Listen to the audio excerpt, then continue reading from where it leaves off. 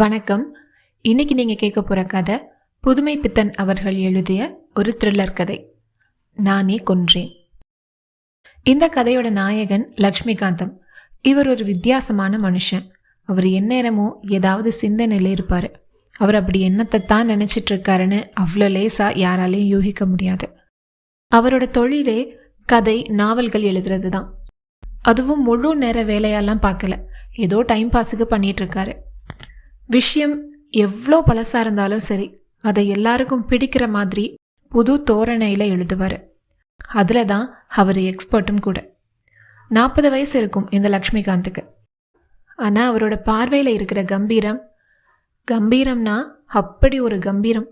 அவருக்கே உரித்தான அந்த மமதை, எந்த ஒரு விஷயத்தையுமே அப்படியே அசட்டுத்தனமாக எடுத்துக்கிற ஒரு குணம்.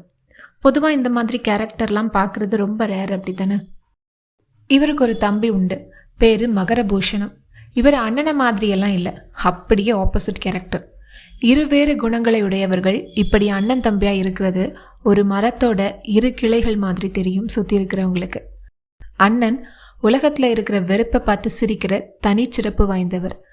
தம்பி காதல் கனவுகள்னு வாழுற ஒரு லட்சியவாதி. டிராயிங் எல்லாம் நல்லா வரைகிறவர். கலைக்குணம் கொண்டவர்களால் மட்டும்தான் உலகத்தோட ஒவ்வொரு படைப்பையும் ரசிக்க முடியும். அப்படி ஒரு ரசனைவாதி தான் மகரபூஷணம். இந்த மகரபூஷணம் இறந்துட்டதுக்கு அப்புறம் லக்ஷ்மிகாந்தம் இந்த சமூகத்துல இருந்தே காணாம போயிட்டாருன்னே சொல்லலாம். அப்புறம் எங்க போனாரு, என்ன செய்யறாருன்னு யாருக்கும் எதுவுமே தெரியாது. இப்படி இருக்கும்போது தான் லக்ஷ்மிகாந்தோட நண்பர்களுக்கு ஒரு இன்விடேஷன் வந்துச்சு. ஒரு மாளிகை மாதிரி வீட்டை மாம்பழத்தில் வாங்கியிருக்கிறதாவும், அதுக்காக ஒரு விருந்து நடத்த போகிறதாவும், அதுக்கு கட்டாயம் எல்லாரும் வரணும் அப்படின்னும் எழுதியிருந்தது.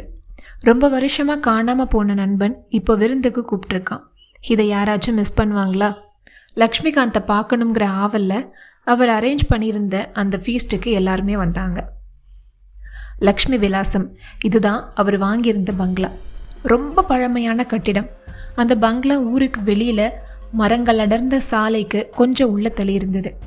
அந்த பில்டிங்க்கு ஒரு பெரிய காம்பவுண்டு, அப்புறம் அந்த பில்டிங்கையே மறைக்கிற மாதிரி ஓங்கி வளர்ந்த மரங்கள். இதெல்லாம் பார்க்கும்போது மனசுக்கு ஒரு விதமான பயம் உண்டாச்சு. இந்த லக்ஷ்மிகாந்தம் ரொம்ப வித்தியாசமான ஆள்னு சொல்லியிருந்தேன்ல. இவரோட மனப்போக்க நல்லா தெரிஞ்சவங்களுக்கு இந்த வீட்டை இவர் வாங்கினதுல ஆச்சரியமே இருக்காது. அந்த விருந்துக்கு வந்த எல்லாரும் அந்த பங்களாவை பற்றி ஏகபோகமாக புகழ்ந்தாங்க. அந்த விருந்தில் இன்னொரு விசேஷம் என்னன்னா, இதுவரைக்கும் மனத்தாங்கல்ல இருந்த லக்ஷ்மிகாந்தமும் அவரோட தம்பி மனைவி சுலோச்சனாவும் இப்போ சமாதானம் ஆகி ஒரு வழியா அவங்களுக்கு இடையில இருந்த பிரச்சனையும் தீர்ந்துடுச்சு. மகரபூஷணத்தோட திருமணமானதுக்கு அப்புறம் இப்பதான் முதலா லக்ஷ்மிகாந்தோட வீட்டுக்கு வர்றா சுலோச்சனா. அவளோட கணவன் இறக்குறதுக்கு முன்னாடி 2 பேருக்கும் ஓயாத சண்டை தான். இவங்க 2 பேருக்கும் நடந்த கல்யாணத்தை நிறுத்துறதுக்கு லக்ஷ்மிகாந்தம் என்னவெல்லாமோ செஞ்சு பார்த்தாரு, ஆனா முடியல. மகரபூஷணம் சுலோச்சனாவோட காதல் ஒரு கடற்கரையில மலர்ந்த காதல். இந்த சுலோச்சனா ஒரு மலையாளத்து பெண், ரொம்ப அழகா இருப்பா. கலையுள்ளம் கொண்ட மகரபூஷணம் இவ அழகுல விழுந்தது ஆச்சரியப்படுறதுக்கு இல்லை. 2 பேரும் ரெஜிஸ்டர் மேரேஜ் பண்ணிக்கிட்டாங்க. லக்ஷ்மிகாந்தம் எவ்வளவோ சொன்னாரு, அந்த பொண்ணோட குணம் உனக்கு தெரியாது, அவ தன்னை தவிர வேற யாரையும் நினைக்க மாட்டா, சரியான செல்ஃபிஷு, போதா குறைக்கு உன்னோட 5 வயசு மூத்தவ, நீ கல்யாணம் பண்ணிக்கணும்னு ஆசைப்பட்டா உன் ஷாப்பில் வேலை செய்கிற ஒரு ஆங்கிலோ இண்டியனை கூட கல்யாணம் பண்ணிக்கோ, நான் மனசார ஆசிர்வதிப்பேன். உனக்கு தேவை ஒரு தாயோட அன்பும் மனைவியோட காதலும். அதை இவ கொடுப்பான்னு நினைக்கிறியா? இவ தன்னோட நலனுக்காக எதையும் செய்ய துணிவா அப்படின்னு இவர் கொடுத்த லெக்சர் எல்லாம் ஒன்றும் வேலைக்காகல. அண்ணனை கோவிச்சுக்கிட்டு ரெஜிஸ்டர் மேரேஜும் பண்ணிக்கிட்டா. அதுக்கப்புறம்தான் அந்த கோரமான சம்பவம் நடந்தது. அதுதான் அவனோட மரணம். போன வருஷம் கணவன் மனைவியா உதகமண்டலத்துக்கு போனாங்க. தொட்டபெட்டா சிகரத்தை பார்க்க போயிருந்தாங்க. அந்த பாழடைந்த சாலைக்கு பக்கத்தில் செங்குத்தான வீழ்ச்சி ஒன்று இருந்தது. அதில் எட்டி பார்க்கும்போது மகரபூஷணம் மயங்கி கீழே விழுந்துட்டாரு. அதுக்கப்புறம்தான் லக்ஷ்மிகாந்துக்கும் சுலோச்சனாவுக்கும் ஒரு மாதிரி சமாதானம் ஆச்சு. 2 பேருமே மகரத்தோட திதியில் சந்திச்சுக்கிட்டாங்க. அதுக்கப்புறம் இன்னொரு இடத்துல இப்போதான் முதலா லக்ஷ்மிகாந்தோட கெஸ்ட்டாக அந்த பார்ட்டிக்கு வந்திருக்கா சுலோச்சனா. அந்த மாளிகையோட பெரிய ஹாலில் சுலோச்சனாவோட படம், மகரபூஷணம் வரைஞ்சது, அதை தான் தொங்க விட்டுருந்தாங்க. இதை பார்த்த மற்ற கெஸ்ட்டுக்கெல்லாம் ஆச்சரியமாக இருந்தது. எப்பவுமே எலியும் பூனையுமா தானே இருப்பாங்க. அவளோட படம் லக்ஷ்மிகாந்தோட வீட்டில் மாட்டியிருக்கேன்னு ஆச்சரியமா இருக்கத்தானே செய்யும். ஒருவேளை தம்பி மேலே இருக்கிற பாசத்தினாலேயோ என்னவோ அப்படின்னும் சில பேர் பேசிக்கிட்டாங்க. எல்லாரும் சாப்பிட உட்காந்துட்டாங்க. சாப்பிட்டுட்டு இருக்கும்போது, உங்களில் யாருக்காச்சும் பேய் மேலே நம்பிக்கை இருக்கான்னு ஆரம்பித்தார் லக்ஷ்மிகாந்தம். ஏன், இந்த வீட்டில் பேய் இருக்கா அப்படின்னு கேட்டால் சுலோச்சனா கூட வந்த ஒரு பெண். அவளோட பேர் சுமதி. ஆமாம், அதில் தான் சுவாரஸ்யமே. என்ன மாதிரி தனியாக இருக்கிற பிரம்மச்சாரிங்களுக்கு யார் இருக்கா, துணைக்கு ஒரு பேயாச்சும் இருக்க வேண்டாமா அப்படின்னு சிரிச்சுட்டே சொன்னார் லக்ஷ்மிகாந்தம். இங்கே நடந்த விஷயங்களை கேட்டால் உங்களுக்கே சுவாரஸ்யமாக இருக்கும். இந்த வீட்டு மெத்தைக்கு மேலே ஒரு ஜன்னல் இருக்குது. அந்த ஜன்னலை நீங்கள் எப்படித்தான் மூடி தாழ்பால் போட்டாலும் அது தானே திறந்துக்கும் அப்படின்னாரு. 20 வருஷத்துக்கு முன்னாடி இங்கே சுமதிங்கிற ஒரு பொண்ணு அவளோட கணவனை அந்த ஜன்னல் வழியாக தள்ளி விட்டுட்டாலாம். அவனோட உடல் பாகங்களை பெட்டியை வச்சு தான் அள்ளுனாங்களாம். இப்படி லக்ஷ்மிகாந்தம் சொல்லிட்டு இருக்கும்போது அங்கே இருந்த நண்பர்கள் கேள்வி மேலே கேள்வியாக கேட்டு இவரை தொலைச்செடுத்துட்டாங்க. அதில் ஒவ்வொருத்தரும் கேட்ட கேள்விகளும் அதுக்கு அவர் கொடுத்த பதில்களையும் சொல்கிறேன் கேளுங்க. அவளை தூக்கு போட்டுட்டாங்களா? பிரகாசம்ங்கிற ஒரு நண்பர் கேட்டார். இல்லை, அது எப்படி முடியும்? ஏதோ தவறி விழுந்துட்டான்னு நினச்சாங்க. யாரால நிரூபிக்க முடியும்? சாட்சி சொல்ல பேயவா கூட்டிகிட்டு வர முடியும்? லக்ஷ்மிகாந்தம் சொன்னார். தப்பிச்சிட்ட போல இருக்கு. இது மொழிபெயர்ப்பாளர் பராங்குச நாயுடு. அப்படியெல்லாம் இல்லை, பேயை ஒரு தடவை நேருக்கு நேர் பார்த்து பயத்தில் பேசவே முடியாமல் வாயடைச்சு போய் உயிரையே விட்டுட்டா அப்படின்னாரு லக்ஷ்மிகாந்தம். எல்லாம் ஒரு மனப்பிராந்தி. குத்தமுள்ள நெஞ்சு குறுத்திருக்கோம், பேயாவது உருளைக்கிழங்காவது அப்படின்னாரு திவான் பகதூர். பேய வேற யாராச்சும் பார்த்துருக்காங்களா? இன்னொரு நண்பர் கேட்டார். அம்மா, ஒரு பெண் பார்த்துருக்கான்னு சொன்னாங்க.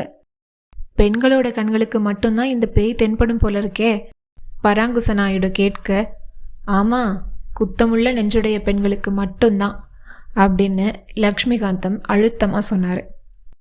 அந்த கொலை சம்பவம் நடந்த இடத்துக்கு எல்லாரையும் கூட்டிகிட்டு போனார் லக்ஷ்மிகாந்தம். இதோ இங்கே தான் அவன் உட்கார்ந்துருந்தானா, இதான் அந்த ஜன்னல். அடே, இதை யாரடா திறந்தது? லக்ஷ்மிகாந்தம் கேட்டார். இந்த ஜன்னல் தானா? சுமதி கேட்டா. வருஷத்தில் ஒரு நாள் இந்த மாதிரி தொந்தரவு பண்ணும், அதுவும் இன்னைக்கு தான் போல, லக்ஷ்மிகாந்தம் சிரிச்சுக்கிட்டே சொல்கிறாரு. எல்லாரும் கிட்ட போனாங்க. திடீர்னு அந்த இடம் முழுக்க இருண்டு போச்சு. அங்கே இருந்தவங்களோட முகம் ஒருத்தருக்கு ஒருத்தர் தெரியலை. என்ன திடீர்னு இருட்டுது? நடுங்கிக்கிட்டே கேட்டா சுமதி. ஒன்றுமில்லை, மேகமாக கூட இருக்கலாம். கீழே விழும்போது என்ன நினச்சானோ யாரு கண்டா? ஒருவேளை ஓலமிட்டானோ என்னவோ அப்படின்னாரு லக்ஷ்மிகாந்தம். யாரோ இருட்டில் அசைஞ்சாங்க. தரையில் காலடி சத்தம் கேட்டுது. யாரோ ஒரு பெண் ஐயோ அம்மா அப்படின்னு அலறுற குரல். சுலோச்சனாவோட வந்து சுமதி சொன்னான், எனக்கு இங்கே இருக்கவே பிடிக்கல அப்படின்னு. சரி வாங்க போவோம், நான் ஜன்னலை சாத்திட்டு வரேன் அப்படின்னு ஜன்னலை சாத்திட்டு வந்தார் லக்ஷ்மிகாந்தம். பாதி தூரம் தான் வந்திருப்பாங்க. திடீர்னு கூச்சல் போட்டுட்டே திரும்பினாரு லக்ஷ்மிகாந்தம். அந்த ஜன்னல் கதவு மெதுவாக திறந்துச்சு. ஐயோ அங்கே பாருங்க, திவான் பகதூர் சொன்னார். மிஸ்டர் பேய்க்கு நம்ம கூட பேச இஷ்டம் போல தெரியுதே, லக்ஷ்மிகாந்தம் சிரிச்சாரு. அங்கிருந்து மற்றவங்கெல்லாம் ஒரே ஓட்டமாக ஓடிட்டாங்க. லக்ஷ்மிகாந்தமும் பின்னாடியே வந்தார். சரி கூல்ட்ரிங்க்ஸ் சாப்பிடுவோமா அப்படின்னு மணி அடித்தார். அவங்க எல்லாரும் பேசிகிட்டு இருக்கும்போதே விளக்குகள்லாம் மங்கலாக ஆரம்பிச்சுது. எங்கேயோ தடால்னு ஒரு சத்தம். வந்த கெஸ்டெல்லாம் பயந்துடிச்சு எழுந்திருச்சாங்க. ஏதோ ஒரு பெண் பயத்தில் கூச்சல் போட்டா. வெளிச்சம் மங்கலாக இருந்தது. மெல்ல மெல்ல சாதாரண நிலைக்கு வந்தது. அங்கே ஹாலில் சுலோச்சனாவோட படம் சுக்கல் சுக்கலாக நொறுங்கி போயிருந்தது. லக்ஷ்மிகாந்தம் தன்னோட வேலையாட்களை கூப்பிட்டு அதை க்ளீன் பண்ண சொன்னார். அதுக்குள்ளே எல்லாருக்கும் கூல்ட்ரிங்க்ஸை சப்ளை பண்ணிட்டாங்க. சரி சரி, இதை குடிங்க, பயம் தெளிஞ்சிரும். என்ன சுலோச்சனா, பயந்துட்டியா? இதில் என்ன இருக்குது? மகரம் வரைஞ்ச படம் இப்படி வீணாக போனது எனக்கும் கஷ்டமாக தான் இருக்குது. நீ முதல்ல கூல்ட்ரிங்க்ஸை குடி. பாரு, உன் மேலெல்லாம் வேர்த்துருச்சு அப்படின்னாரு லக்ஷ்மிகாந்தம். அப்போ ஒரு வேலைக்காரன் ஓடி வந்து அந்த பங்களா காம்பவுண்டில் யாரோ ஒருத்தன் இறந்து கிடக்கிறான், நான் வெளியில் போனப்போ பார்த்தேன் அப்படின்னா. எல்லாரும் அப்படியே ஒரு நிமிஷம் ஸ்டன் ஆக்கிட்டாங்க. அவனை இங்கே எடுத்துகிட்டு வாங்க, கீழே ரத்தம் ஏதாவது சிந்திருந்தா அதையும் சுத்தம் பண்ணிடுங்க, யாராச்சும் வழுக்கி விழுந்துடக்கூடாது அப்படின்னாரு லக்ஷ்மிகாந்தம்.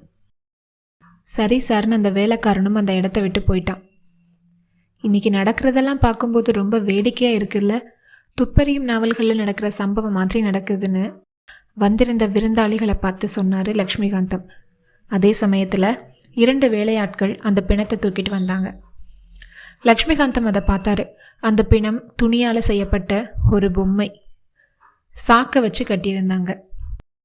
மிஸ்டர் லக்ஷ்மிகாந்தம், நீர் ஒரு பெரிய ஆசாமி அப்படின்னு சொல்லிட்டு அங்கிருந்த ஒருத்தர் சிரிச்சாரு. இப்போ பிணத்தை பார்த்தாச்சு, இவனை யாரோ வீட்டில் இருக்கிறவங்க தான் கொண்டு இருக்கணும். இந்த தடயங்களை வச்சு உண்மையை கண்டுபிடிக்கிறவங்களுக்கு 100 சிகரெட் பந்தயம் அப்படின்னாரு. நான் தான் துப்பறியும் கோவிந்தன், நான் கண்டுபிடிக்கிறேன் அப்படின்னா சுமதி. என்ன சுலோச்சனா, நீ குற்றவாளியை கண்டுபிடிக்க போகிறது இல்லையா? லக்ஷ்மிகாந்தம் கேட்டார். இந்த முட்டாள்தனமான விளையாட்டு எனக்கு பிடிக்கல அப்படின்னு சொன்னா சுலோச்சனா. அந்த ரூமை ஃபுல்லாக இன்வெஸ்டிகேட் பண்ண சுமதிக்கு ஒரு கிழிஞ்சு போன கடிதம் ஒன்று கிடைச்சிது.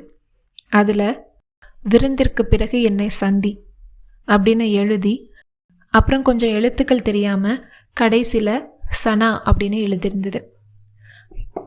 இது மட்டும் போதாது, அந்த பிணத்தையும் சர்ச் பண்ணணும் அப்படின்னு சொல்லி அந்த பொம்மையோட சட்டை பையில் என்ன இருக்குன்னு தொழாவி பார்த்தா. அதில் ஒரு ஹேண்ட் கர்ச்சீஃப் கிடச்சிது. அதோட ஒரு மூலையில் சு அப்படின்னு எம்ப்ராய்டரி மாதிரி போட்டிருந்தது. சு சனா, சுலோச்சனா, அவதான் கொலை பண்ணவ, அவதான் இந்த விளையாட்டில் கலந்துக்கல, அவதான் குற்றவாளி. இன்வெஸ்டிகேட் பண்ண எனக்கு பேசின மாதிரி 100 சிகரெட் கொடுத்துடணும்னு சிரிச்சுக்கிட்டே கேட்ட சுமதி. அவசரப்படாத சுமதி, கோர்ட் என்ன தீர்ப்பு சொல்லுதோ அதில் இருந்து தான் முடிவு செய்யணும். திவான் பகதூர் தான் ஜட்ஜு, பராங்குச நாயுடு வாதியோட வக்கீல், நான் பிரதிவாதியோட வக்கீல், மற்றவங்க எல்லாரும் ஜூரிஸ். சரி, இந்த குற்றத்துக்கான காரணம் அது ஒரு விதத்தில் எப்படி நியாயங்கிறத நான் சொல்கிறேன். இந்த பிணத்தோட கண்டிஷனை பார்த்தா ரொம்ப உயரத்துலேருந்து விழுந்திருக்குன்னு தெரியுது. அதோட சட்டப்பையில் இருக்கிற ஹேண்ட் கர்ச்சீஃப் இறந்து போனவன் குற்றவாளி மேலே எவ்வளோ பிரியம் வச்சுருக்காங்கிறத காட்டுது. அவரோட பாசம் தொந்தரவு கொடுத்துருக்கு. அவன் இல்லைன்னா நல்லா இருக்கும்னு தோணியிருக்கு. அவன் எதிர்பார்க்காதப்போ ஒரு தள்ளி விடுறது இயற்கை தானே. அவ்வளோதானே சுலோச்சனா? அவன் இல்லைன்னா நல்லது தானே? லக்ஷ்மிகாந்தம் கேட்டப்போ வந்த கெஸ்ட் எல்லாம் சிறுன்னு சிரிச்சிட்டாங்க. சுலோச்சனாவோட முகம் மாற எல்லா சிரிப்பும் அடங்கி போச்சு. இல்லை, நீங்கள் சொல்கிறது எனக்கு புரியல, யாரை பற்றி பேசுகிறீங்க? சுலோச்சனா கேட்டா. அவனால் உனக்கு இடைஞ்சல்கள் தான் அதிகமாக இருந்துச்சு, அங்கே ஒருத்தருமே இல்லை, சான்ஸ் கிடைச்சதுனால. அப்புறம் என்ன? லக்ஷ்மிகாந்தம் கேட்டதுக்கு அவர் மயங்கி விழுந்து தான் உயிரை விட்டாருன்னு சுலோச்சனா சொன்னான். அவன் ஒன்றும் பயந்தாங்கொள்ளி இல்லை தலை சுற்றி கீழே விழுறதுக்கு. சரியாக 1 வருஷம் ஆகிருச்சு. அவன் கீழே விழுந்தப்போ சௌகரியமாக வந்து உன் கதையை சொன்னேன். உன்னை தடுத்து பேச அவங்க இல்லை, சத்தியமாக மயங்கி தான் விழுந்தாரு. சுலோச்சனா சாதிச்சா. நிஜமாவா? அவனை உன் முன்னாடி கொண்டு வந்து நிறுத்தினா அப்படி சத்தியம் பண்ணுவியா? லக்ஷ்மிகாந்தம் கேட்டார். இல்லை, உங்களால் அவரை கொண்டு வர முடியாது. கொண்டு வர முடியும். மகரம் இங்கே வா, கொஞ்சம் சத்தமாக கூப்பிட்டாரு லக்ஷ்மிகாந்தம். சுற்றி எல்லாரும் அமைதியாக இருந்தாங்க. ஒரு குண்டூசி விழுந்தா கூட கேட்குற அளவுக்கு நிசப்தம். அப்புறம் வெளியே இருந்து டக் டக்குன்னு செருப்பு சத்தம் கேட்டது. இல்லை, அவரை கூப்பிடாதீங்க, நான் தான் கொன்னேன், ஐயோ அப்படின்னு சொல்லிட்டே மயங்கி விழுந்தா சுலோச்சனா. அப்புறம் அங்கே இருந்த விளக்குகள் நல்ல பிரகாசமாக எரிஞ்சுது. ஜூரிகளே, கைதி குற்றவாளியா இல்லையா? லக்ஷ்மிகாந்தம் கேட்டார். இப்படியாக தன் தம்பியோட மரணத்தில் இருந்த மர்மத்தை வெளிச்சம் போட்டு காட்டினாரு லக்ஷ்மிகாந்தம். இதோட இந்த கதை முடிஞ்சது. கதை எப்படி இருந்ததுன்னு கமெண்ட்ல சொல்லுங்கள். அடுத்த வாரம் இன்னொரு சிறுகதையுடன் உங்களை சந்திக்கிறேன். நன்றி.